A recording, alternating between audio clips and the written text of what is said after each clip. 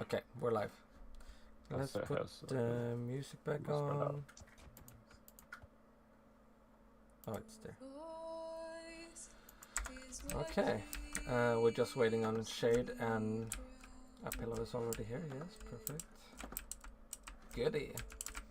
So sadly, we weren't able to be joined by a few people. Like Maisa was supposed to be here, Frosty, and who else was it? Sander and EMC couldn't make it. So we lost a few people, but we got some really good ones here. We're joined by Shadow Gaming again, who also joined us last time for Chapter 3. Thank you for coming. Hi. Very nice to have you. Thank you for having me. We also have our OG, Wowgurl Bana, who has been voicing Charlie since 2015. Hi. We got the writer and producer, Dominic Glowpower. Hell yeah. Hell yeah. That's me. We got second unit director, producer, and voice actor of Stefan, Tanner. Yo, Stefan wasn't in this one. Kick him. And then we have Raph, who has been a voice actor, he's a producer, he's been a writer, and he's also hosting these games on his World Event server. Hello. Thank you so much for everything you do, Raph. Of course. Of course, of course. I'm just gonna bring up the questions that we have for today. I wanna. Skilled is here in spirit. Yeah, Skilled has sat down and made a bunch of really good questions for us. So we're very excited to get going. I wanna begin with Raph. Huh? Okay. Yes, I'll begin with you. Huh? What? Out of order? Are you crazy? Yeah. Yes. What was the process behind since creating the minigame event for Chapter 4? And which minigames was your favorite today? Ooh, okay. So we kind of replayed the games we've had before, but we thought it'd be nice idea. Okay, I'll just keep going. We thought it'd be nice idea to move the train closer to where the chapter ends, which is like on the curve just before the crane. Wait, can I say spoilers since it's post? Wait, you can talk about Chapter 4, not anything beyond that. Yeah, Chapter 4 only. Yes. Oh yeah, so placing the train like right before it gets to the turn where it crashes, obviously. That was cool. But, for King of the Hill, we couldn't really decide what map to put it on. So Yannick had a cool idea to do like a throwback to the previous chapters from Volition, and have like 2 maps during the game, which was really fun. And then the Hunted, we placed in a little town in Abalon, since this episode is still almost Abalon based. Like Chapter 3 was in Abalon and stuff, so that was really fun. As for my favorite game, probably the Hunted. I really loved the map that we had, and the fact it had like the 2 different sides, and people like came up with strategies, and like it was just really fun, and everyone was just good vibes. Could me and Shade get a teleport up? Yeah. Okay, so I realized I just can't type in chat at all, pretty much. Oh. That's really weird. Okay, so we also have Shade here, who is our new voice for Oscar, since our previous voice actor, he had a little incident that made him unable to continue. So Shade has picked up the mantle for the last chapter of Oscar. But luckily, I can say this: we have already kind of gone ahead and re-recorded some of the lines from previous chapters. So in the movie edition, Shade will be in all of the Oscar scenes. So really good work on that, Shade. Also, if you want to say hi, welcome. Hi, hello. Hello. Yippee. So since I just introduced you, then let's begin with a question for Shade. With you being a recast for Oscar, how did this change? How did this change the approach of voice acting the character? Like, how was the process for you, basically? Well, when I first joined, I wanted to try and replicate as well as I could the original voice actors take on Oscar, but then after that, you told me to play around with the script, and I'm like, I got a couple ideas here and there, and so I kind of like ad-libbed a couple of parts when I worked with you, and I think that really kind of made me go into my own version of Oscar while staying as true as I could to the original. Yeah, I think that was the goal too. Like whenever I've done recasting before, it's always about as long as it sounds like it would be the same character. It doesn't need to be exactly replicating the voice actor's exact voice or like how he did it. But as long as you listen to it and it sounds like that character, I think the job is done. And then you can like do your own little things to it as what you want to put in. Always how I viewed it, because I know that like replicating voices is one thing, but making the character your own is different. And as long as I got down exactly what Oscar as a character is supposed to be, then I feel like I succeeded. Okay, Vanna, how has it felt to be back voicing Charlie for Volition? Like, there was a few years gap. I know you did a cameo at the end of The Remnant, but this is like the first time in a long time you've been back doing a more prominent role since 2018, pretty much. How was it coming back to Charlie? I was actually super excited to come back as Charlie because Charlie was my first kind of official voice acting role I've ever done, and being able to do her again and voice her again was just a dream come true, and then B was just I was glad I could see A, how much I've improved as Charlie, and I could be Mama Bear again, so I was happy. Yeah, because at the end of the series, we hinted, basically, we kind of showed that Charlie and Louis had children, and now we get to meet one of them, Martin, and I guess that is like a big change in like how you would have to portray her, is now you're actually a mother. How was that for you? Yep. Very interesting because I obviously am not a mother in real life. So it's just like I went from apparently a rebel hero to a general, and then now I am a fake queen mother kind of thing. And it just I had to kind of go in towards like stereotypical mom kind of thing to figure out, okay, how would she act in certain areas, and then I also brought just the Charlie flair, because Charlie has her own kind of flair. Oh yeah, she does. The Crump says in chat, rips shirt to show another shirt that says I heart Charlie. Thank you. That's cute. Okay, Shadow, welcome back, so nice to have you here. Hi. Considering Olena's whole relationship with Oscar, what do you think she felt in those final moments before Oscar let go and fell? And died. And died. And died. I think there was a bit of like, and died. I think there was a bit of like a tinge of like sorrowness or like regret, because like you said, you know, they were friends and he did betray her and put the whole thing with her dad. I think, you know, if it could have went any other way, she definitely would have had it, but sadly it just wasn't in the cards. So I think it was definitely like a relief for it to like finally be over, but at like what cost? Like losing a friend that, you know, you had trusted and they had betrayed you. So there was no like real final like goodbye or like just to like leave it off. She's just like, okay, well that's it. Now he's gone, and there's no real reason other than he thought he could make other things better. Type of thing. Do you think she would have like tried to help him? I think definitely a part. The way that she was like kneeling over, I think a part of her wanted to just like hold on and just like keep him for maybe just to maybe like get a real like idea as to why he truly did the things that he did. But in the end, it was over for him. There was nothing more for him that he was going to do. Yeah, because when we think back to like the tribunal and stuff like that, that midpoint when he betrays her, like that moment in itself stuck to her, and that was enough for there to be a rift in their sort of relationship, and then leading to her having to work so hard to try and capture that fort later on, and then seeing him being partly helping killing her father which left her in the state she has been in Volition the last 5 years. So there's like, Yeah. it's hard to imagine there's anything going back to wanting to have compassion for that person, right?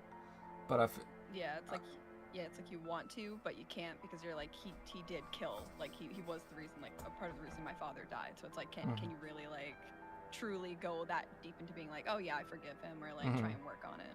it's like I don't imagine her just pushing him out, you know. Like I don't imagine, but it's not necessarily pulling him up either.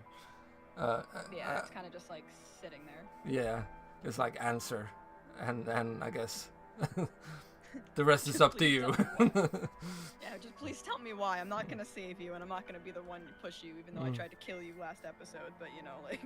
Yeah, but I think everybody knew in that moment what was going to happen. Yeah, I think that was kind of his goodbye of being like, yeah, this is my goodbye, and she just had to let it happen. It's like everybody in chat was like just saying how much cope he was going through in those last moments, and that is true though. Like he was just coping. Like he had no like everything he believed for. He had stopped really believing a long time ago, and yeah, like this is it. And yeah. Do you think she felt a sense of completion with that moment? I guess it depends on how much, because like where she asked him like why he did the things he did, and no matter what, he's just like, I thought I was doing good, and it's like, is that really a suitable answer for her of being like, well, you killed my dad pretty much, so was that you doing good? So it's like, yeah, he was able to kind of explain it to her, but I feel like a part of her is like, my dad's dead. Like yeah. My dad's dead. I can't really take that back. So thank you, Pixelator, for that real nice comment. And Crumpet says, I kept saying, "Girl, push him" in that scene. I oh thought my God. she was, honestly. Yeah. I thought she was gonna. Yeah. Imagine if you just took like I don't know. Oh, it would have been poetic if it was her father's sword that just kicked him in the face. As he was trying to explain himself, like, nah, you're done. Why did you do it? I did it for. Yeah. Oh God, that would have been funny. Okay. Bloopers. Bloopers. Tanner, who's being possessed over here. What happened to you? What's going on over there, buddy? His face is backwards. Oh, you fucked your skin. Okay, got it. What parts of Chapter 4 did you film? Did you face any challenges filming these sections? So, I filmed a couple, like, train shots from the outside, and then I also filmed, the train going off the track, and the Jacob parkour moment. And the challenges, so for the train track, there was no curve built into the track. So I spent like 30 minutes making a curve into the track just to find out that Raph over here did it on the server in 3 minutes. And then my game kept crashing when trying to do like the explosion particles in the background, so that was a setback. But other than that, it was more just fun seeing what limits could be pushed within Blockbuster. I think that's some of the things you're the best at, is like making these like crazy epic shots and scenes with a lot of crazy things happening. Like that's like Dark Times in a nutshell all the time. So I think it's really fun. So I'm glad we could get that element of you in there, which elevated the whole thing. Also the parkour scene with Jacob. That was really fun because I've never like fully like animated somebody's poses like that for jumping and all that stuff. Also Pixelated says, to that end, I really like the mirroring, because now everyone is heading to Landra, where it all started when the 8 murdered the royal families. and it also looks like it will end there. Maybe. I mean, No spoilers. looks like it's heading a certain direction, isn't it? Okay. Who have I not asked? Dominic. Hi there. Yo. How did you approach writing the action sequences for Chapter 4, considering the unique train setting of Chapter 3 and 4? I didn't approach it really differently. I wrote things that I thought would be cool in a confined space, and then I made you film it. That's the best part about being Or a Tanner. writer is that I don't. Yeah. Like, I don't. The best part of being a writer and not a filmer or director is I don't have to worry about actually making the things happen. I just write cool stuff on the page, and then you have the challenge of making it look good. I think that a lot of the action in this episode turned out really well. Like, it looks great, but it's actually, this is an interesting question, because if you were to compare it to the script, there's a lot of stuff that's different because of the limitations of Minecraft and like the limitations of the space. Because obviously, like, I wrote the film before even like the sets were built. So I was writing that not even knowing what the train would look like, or like what the interior would look like, or what the sets would look like. And then it became a challenge to mesh those two together for you and make it work. I think it looks really good. I think a lot of the action turned out really well. But yeah, it's definitely different from writing versus directing. From what I remember, like from script to screen, the train in your head, I think, were a lot bigger. Yes. According to, like, because when I realized as I was filming in it, I'm like, this doesn't really add up to the scale of what needs to be happening here. So I think those are the biggest tweaks I did, was to have to work within the small frame of the train carts. But I think yeah. I think that it works in the sense that I think it works because of the way that we did like an episodic series of smaller moments. I think that the smaller scale makes it more interesting, more bite-sized, and also like it helps you focus on like the character stuff. It's like I've made this joke a couple times, but it's like I have sort of become the dude that writes all of the action scripts for us, but I really like character and like long conversations and like character development. That's the stuff I enjoy writing the most.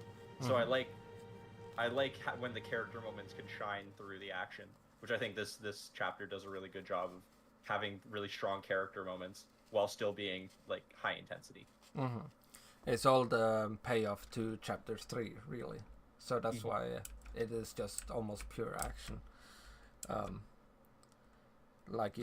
almost forget, if you haven't seen chapter 3 in a while and you jump right into this, then it's like everything is happening instantly, compared to like chapter 3, which was more setting up. Will it end with the final chapter, or are there any new stories waiting for us after as pixelated? Well, so the thing is, we're not gonna do chapter 5.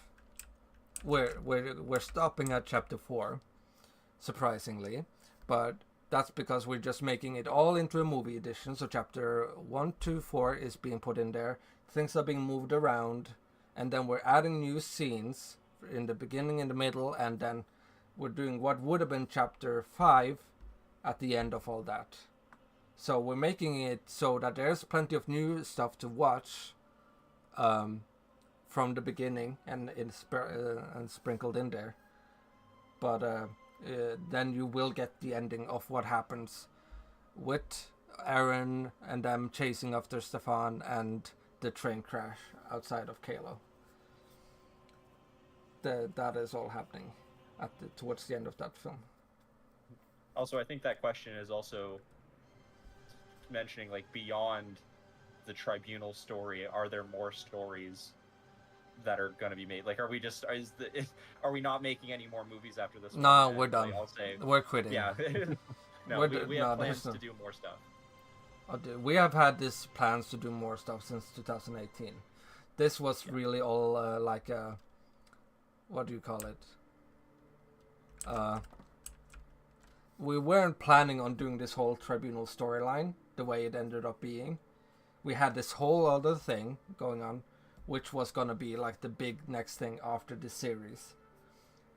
But we didn't get to it, and we had this thing we wanted to complete. And so we built up to the tribunal and basically Volition, which is Tribunal Part 2. And then that tribunal storyline will be done, finito. There's not anything more there. And then we move on to the next big thing, which will come.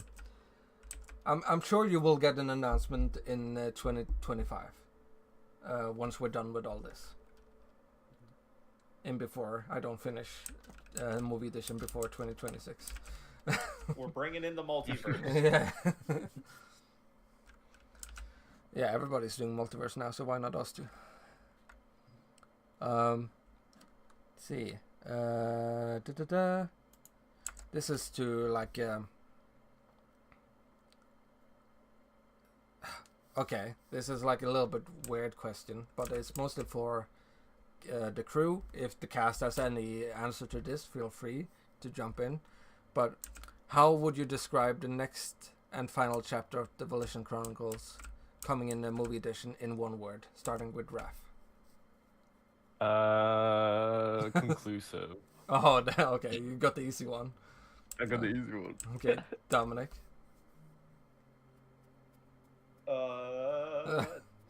Like, okay, this isn't one word. Okay, just whatever you have. Okay, I'm just gonna like, a bad answer. It's not in the spirit of the question. But you've seen Lord of the Rings: Return of the King. Like, Yeah. it's just like endings. Like it, like what, like closure, I guess would be the word I choose. Okay, closure. Okay, got it. Yeah, everything will be tied up. Okay, Tanner. Oh, Tanner's AFK. Oh, he is? yeah, Okay. Tanner. I'm like staring into his dead eyes. I'm like, Tanner? Hello? Okay, I don't think... Wait, have you finished all your lines? I'm only I only got the script for chapter 4. Okay, so you have no idea what's happening. Van, I think I told you, but you haven't read it. Oh no, you're dead. Never mind. I have no... I forgot. I have been demoted to corpse. Yeah. Okay, I guess that's your word, corpse. Corpse. But yeah. Okay, here's a question for Vanna and Shadow, though, without like trying to prevent any spoilers here. Not that you guys might not know any, but how do you guys feel about the fact that the next one will be the last one? If the character shows up in other things or anything like that is irrelevant. This is the last Tribunal project where the character has like a main part in. How do you guys feel about that? And we can start with Shadow since you're the latest. Oh snap.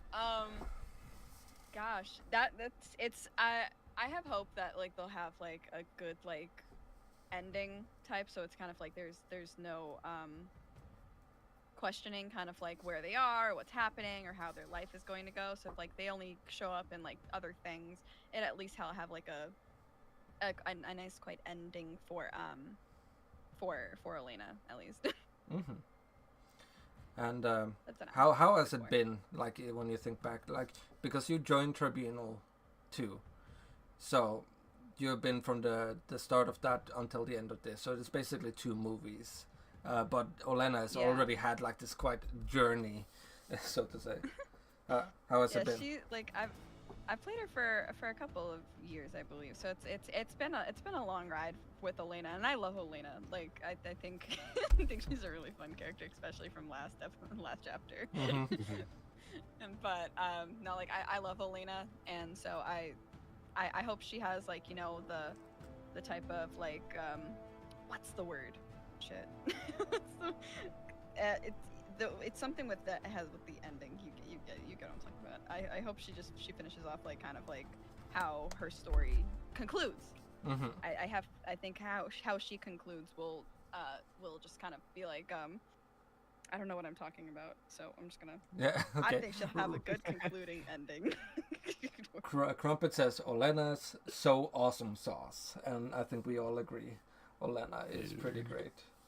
I think she's been a wonderful addition, and I love seeing also the way she kind of represents the continuation of like a character from the original series too, like that we get to see their family continue, and you have brought so much energy and life and like really good voice acting into this role that makes her a standout in this whole universe, I'd say, and I'm very grateful for that. But I'm not gonna say all that just yet because we still have the final one to do, so it's not goodbye yet. But I'm still very appreciate. I don't know yet. Yeah, it's still really fun to like see like what Olena has like has come from like since all the other like the stuff before, because you know she originally was supposed to die, like that was that's right.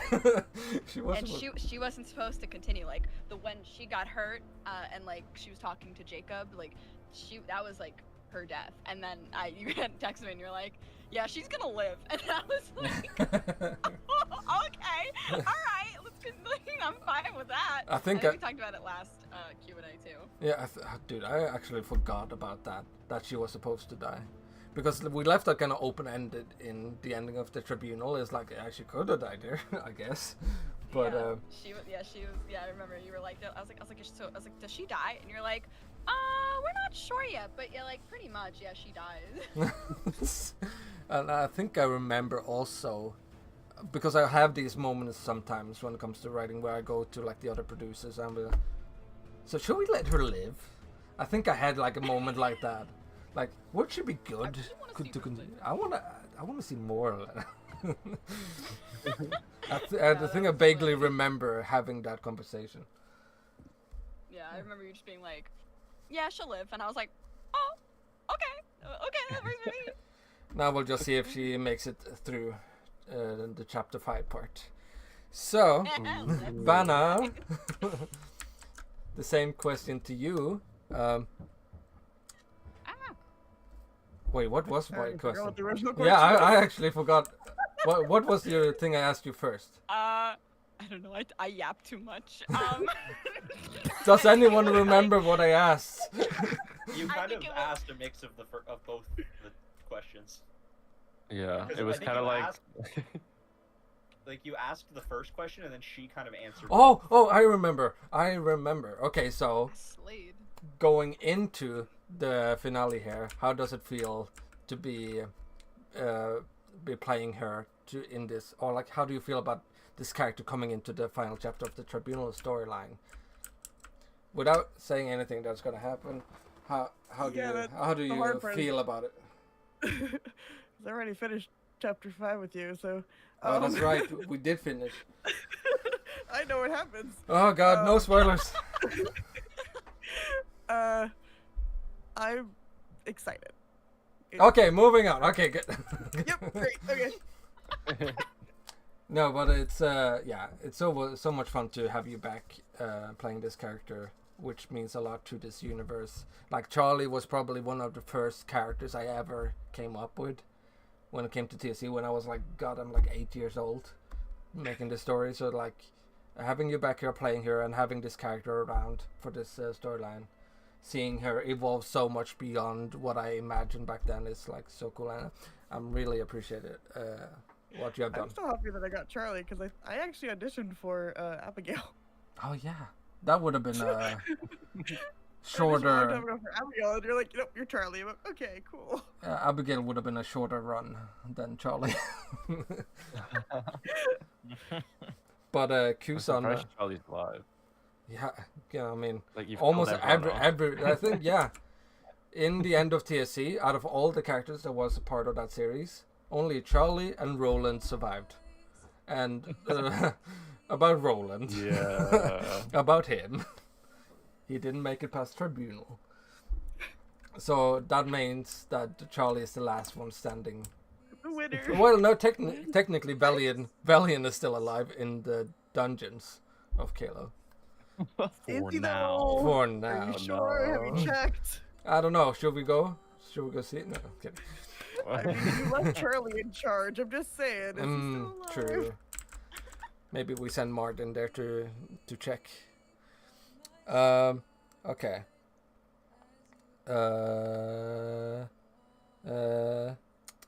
Okay. Did I ask you? Oh no, no. Did you? Did I? Do you The think? second question. Yeah. Do you think any kind of redemption for Oscar could have been possible, had he not let go of Olena's hand, or was he too far gone?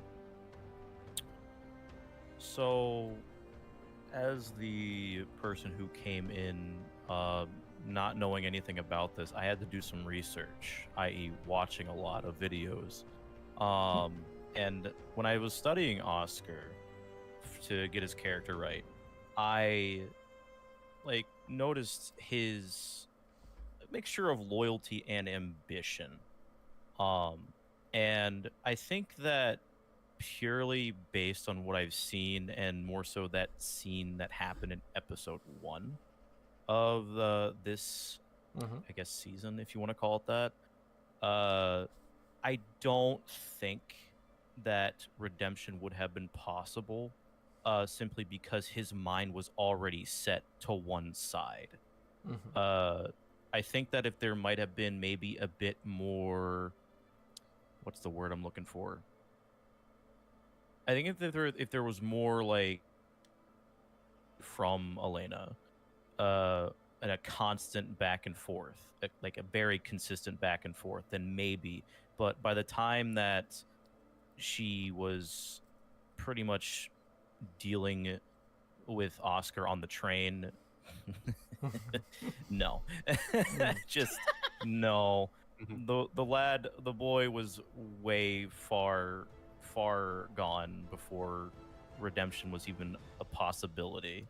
I mean, maybe in an alternate universe where he doesn't die on the train, maybe that could be the redemption arc, but otherwise, no. It's unfortunate, but it is what it is. I think if there was like a world where he had lived, I don't think he would have been redeemed in the sense of like making good for what he has done. But I think he could have lived, and I think he could have maybe made a new life for himself. But that would be away from anything else. And Agreed. that's like the best possible outcome for him. He is Thanos living on the farm. Yeah, he would have. Nobody would have come for him totally. Yeah, definitely not. What can I say? What do you? So, I guess I'll save this question for the movie edition. Actually, I think, because that means I want to go back to previous chapters with you about him. So I'll save that for later. But again, thank you so much for stepping in and saving us with this role for the last bit here. We appreciate what Alex did, but also really appreciate you coming in and helping. Yeah, you did a good job. Thank you. So I have another question for you with this though. How would you describe the tense relationship with the lieutenant he has in chapter 3 and 4?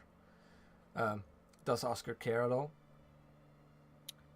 I'm gonna say no.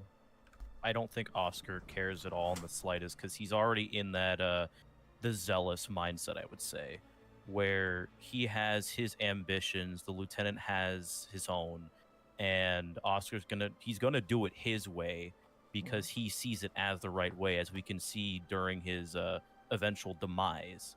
He thinks he's in the right, and he's having that essential questioning of his values, of his goals and ambitions, when it's already too late. So honestly, if he had full control of the situation and the lieutenant was involved, it might have changed something, but I don't think it would have made a difference. He does not give a damn about that guy. Yeah, because it was a little bit of conflict. Like, I think, Dominic, you can talk a little bit about this, like how you wrote like their dynamic. What was the purpose of like having someone, or like I guess he throughout the whole series he has had this kind of clash with the tribunal that he's supposed to be a part of. Like he's supposed to be one of the big ones, but still there's that clash and like not connecting. Yeah. What would you say about that whole thing? Yeah, the tribunal lieutenant, you know, and whenever there's a character that has as big of a role as the lieutenant did, while not having a name, it's normally a good sign, at least when I'm writing, that that character is more of like a metaphor than an actual person.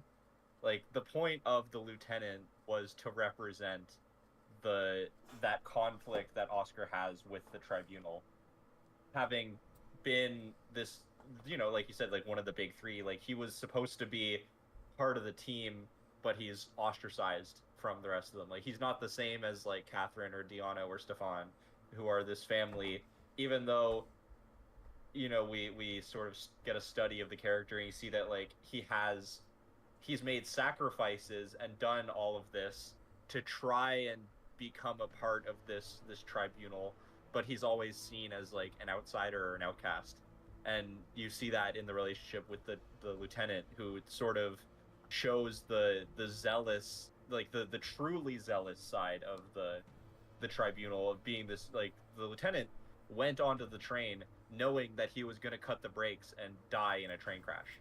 Like the lieutenant existed to serve the purpose to die for this glorious, you know, die with glorious purpose, whereas Oscar is a person who's still struggling with the idea of the tribunal. And even though he spouts this rhetoric that, oh yeah, he would die for the tribunal, he would do everything, when actually faced with the choice that the lieutenant keeps hinting at, with the idea of just dying, like the suicide in the train, the plan B that the lieutenant mentions, Oscar isn't 100% committed to going through with it. He still wants to find a way out, which shows that little crack in his armor that he's not part of the team and he doesn't fully understand. And you know, the confrontation at the end with Jacob really hits the nail on the head when Jacob tells him, like, the only person you're trying to convince is yourself. Like, Oscar in that moment is no longer believing what he says, but he's also too far gone to back out.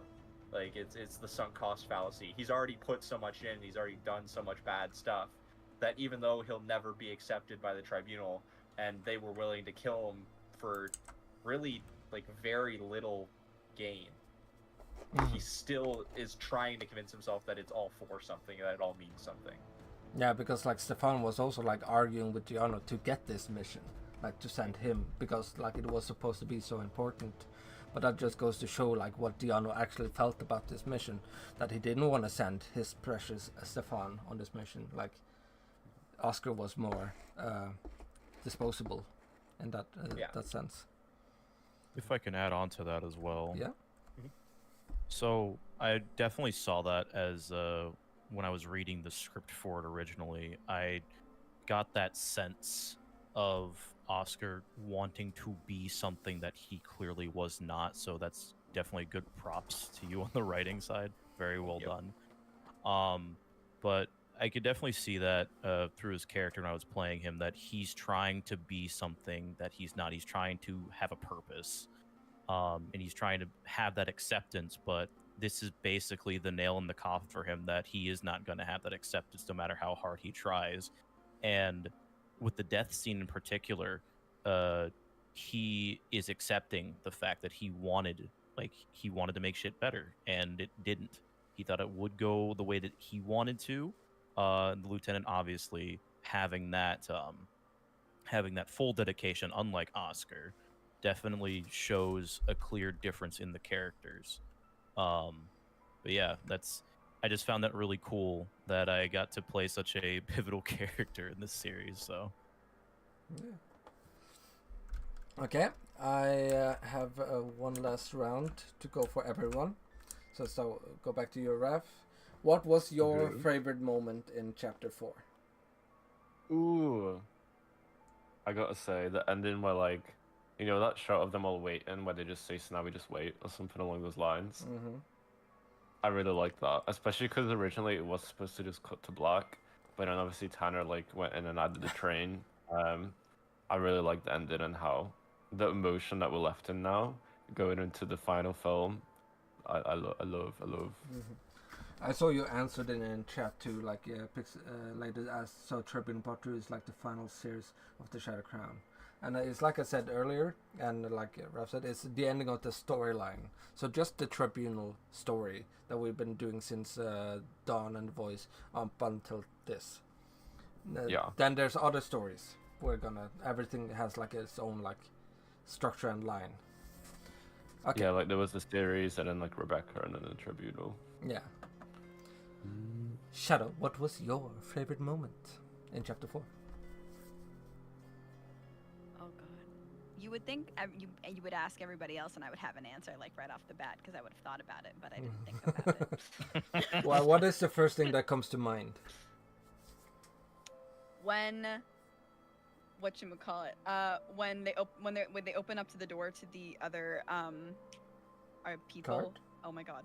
The cart to the other the enemy, and I forgot his name, but the one in green, Ramir, yeah. stabbed the guy at the door. Oh, with the shield? That one? Yes. Yes. Okay, that's a pretty good one. Yes, That one. Yes, We that- got that- it. that one, yes. Yes. I like that one. Okay, spinning around. Who's gonna be next? It's gonna be Vanna. What was your favorite moment in chapter 4? My favorite moment got cut. I'm really Wait, upset. I'm actually curious, like, because I can't recall cutting anything. So Okay, what so is you the didn't, scene like, I cut? You didn't cut the scene, but you cut my line from it, and it's when Charlie shoots Oscar. Oh The yeah. line was, "Get your hands off my son." Oh yeah, or that's right. something. You cut the line. I was so upset. I was so proud of those takes. Oh yeah, that's right. Hey, movie edition. Let's go. Good. Better be in there. Hell yeah. Right now, not. Yeah, okay. I was thinking, what did I cut? I don't remember cutting any specific lines either. Okay, but that one I remember cutting because, like, I don't know, I was a little bit unsure about how, like, the mood of it in the scene. I'll try and make it work for the movie edition. I promise. Shaking my fist at you. So bad. Okay. I am back. Hey, back. What's Oh, no. your favorite moment from chapter 4? I wrote it in chat. Okay, can you tell me? When Oscar and Elena were chatting right before his death, it almost like redeems the legacy of Oscar. Instead of him just being like an asshole, he's a complex asshole. And I like the way you shot it, and the blue screen shots. You know, I love that shit. Mm-hmm. Look good. It looks really good. Okay. Shade, No, I didn't ask you already, did I? No. What was your favorite moment? So funny enough, I have two. Okay.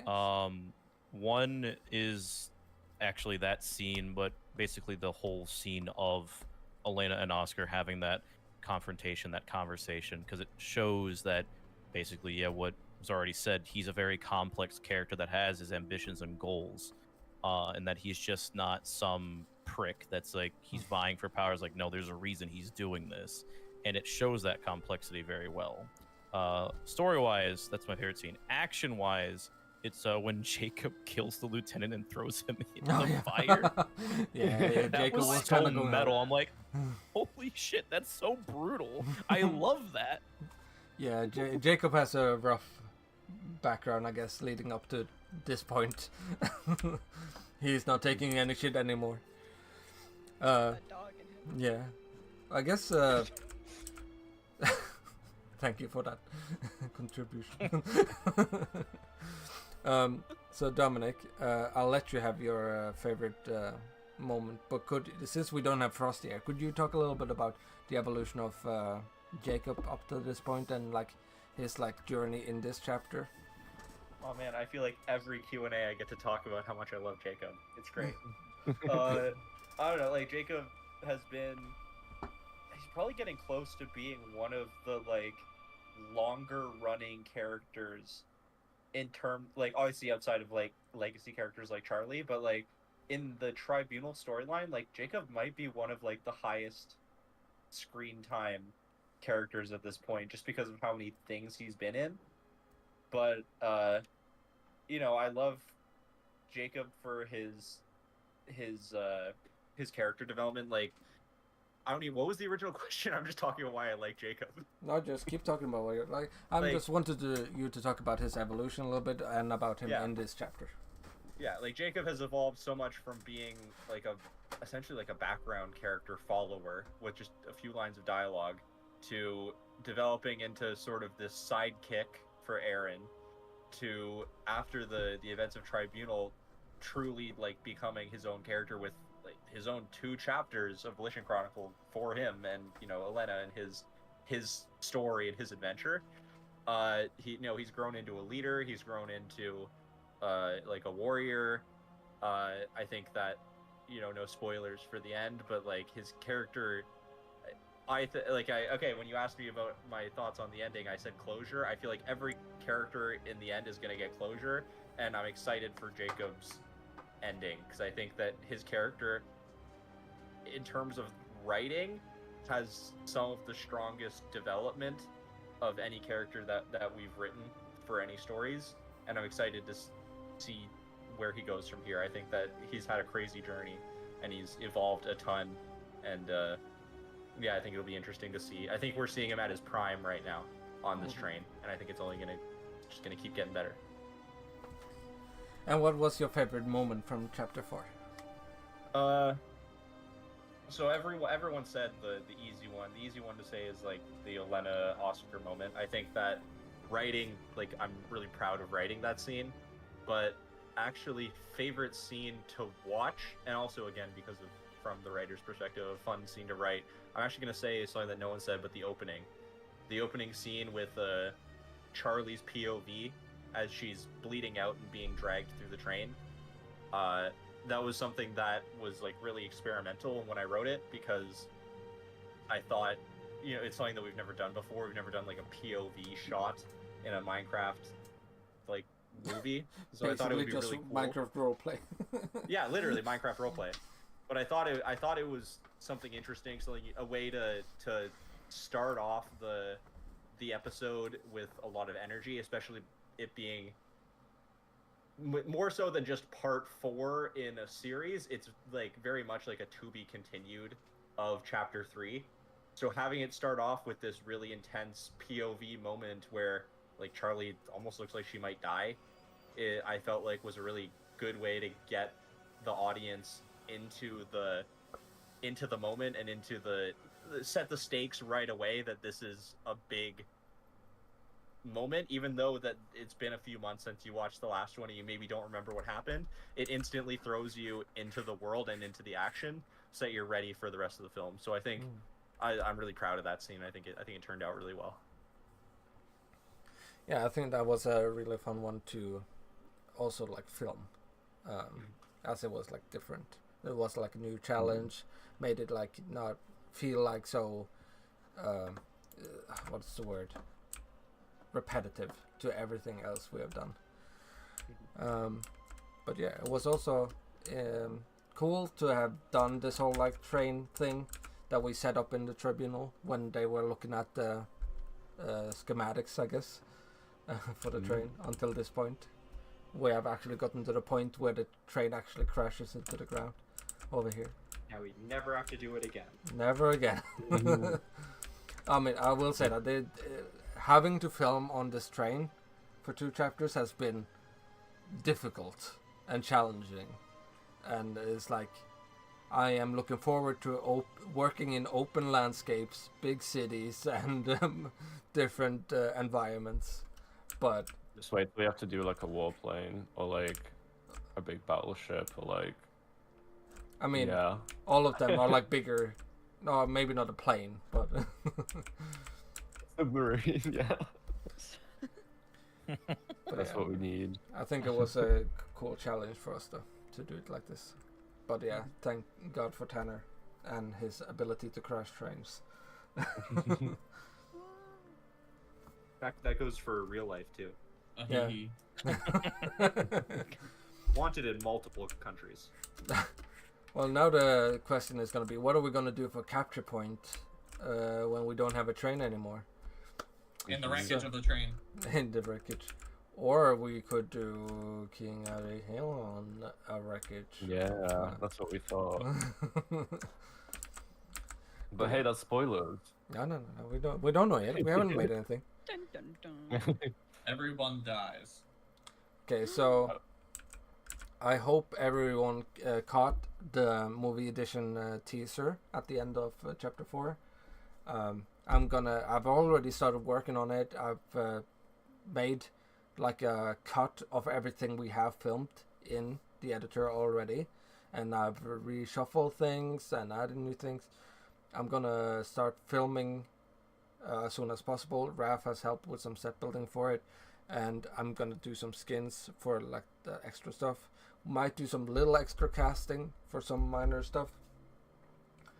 Other than that, like chapter 5 is a big one in itself, so the film is gonna be long. But Yep. hopefully it's gonna be exciting, and I can't wait to show you guys when it's all done in probably a few months. But yeah, thank you guys for joining us today for the minigames, for the premiere, for the cast and crew Q&A. Always fun having you guys here. It's one of the best times ever is doing these with you guys, and I hope to see you guys again in a little while.